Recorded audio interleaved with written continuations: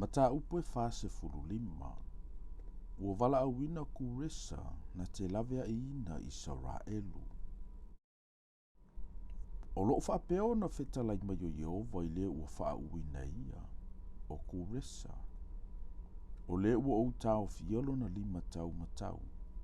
Ia whaato ila loina nuu i o na luma.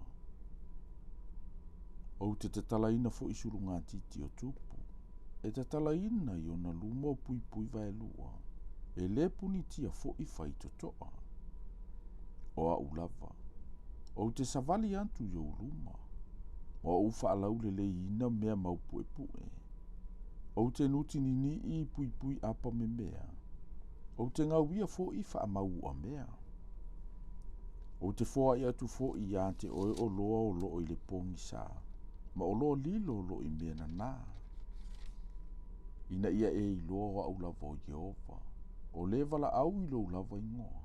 O le atuo Israelu. O na o lau au no Iakopo. Ma Israelu le na u filifilia. O le mele ua au vala au inai o e i lo ulava ingoa. Ua au ta ua lo ingoa. Ao e le i loa au. O au o Jehova. A ele ai lava se tasi. Ele ai se atua na awa au lava. Ua au fusia oe. Ao e le i loa au. Ina ia lantou i loa. E afua mai le mea alua e ai le la. E o i le mea alui foai. Ele ai se tasi na awa au. O au o Jehova. A ele ai lava se tasi. O au le whaia le malama lama. Ma whaatupuina le pouliuli. O le whaia le manuia. Ma whaatupuina le mala. O au o Jehova. O le whaia ia mea uma. To ulu mai ia. O ele langi lunga. O ao foi. Ia whaamaringi mai le ami o tonu. Ia whaamanga mai le lau ele ele. Ma ia fua mai le ola tanga ma le ami o tonu. Ia whaatupuina whaatasi. O au o Jehova. Ua au whaia lea mea.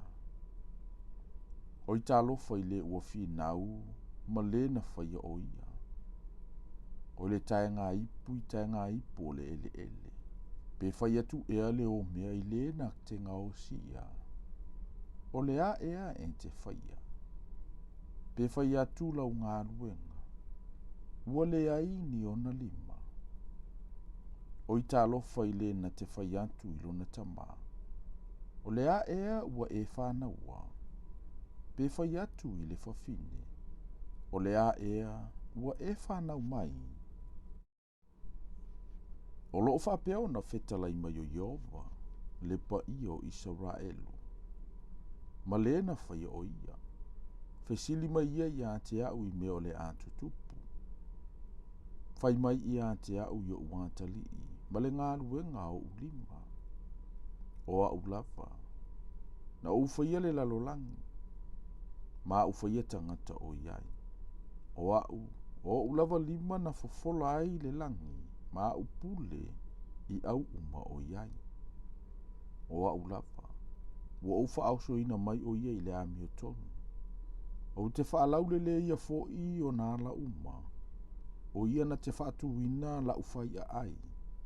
Ma tuina mai o utangata sa tā whea lantou te o. E le ona o le tauwi. Po o se mea alofa. Ua whetalai mai ai o vau au. O lo whapeo na whetalai mai o Jehova. O le o ai kupito. Ma mea whaantau a ai ti ope ato masepa. O tangata tino e ese. La tau te o ane i a te oe. E whaifo i la tau mou tangata. La tau te muli muli atu i a te oe. La tau te o ane. Ma mai au a mea. La tau te ifo atu i a te oe. Ma la tau wole atu i a te oe. E whaapea. Wana o oe wa iai le atua. Ai le aise tasi. Wa le aise tasi atua. E moni. O oe lava le atua e whaaliloina oe oe. Le atua o Israelu. Le whaaola. Ua mama i latou. Ua maasiasi lava i latou uma. Ua latou wo whaatasi na ua maasiasi. o tufunga ia o e whaitupua. Ai whaola ina i Israelu i Ova, o le ola tanga e whaavavau lava. Tau te le mama, tau te le maasi asi fo i e whaavavau lava.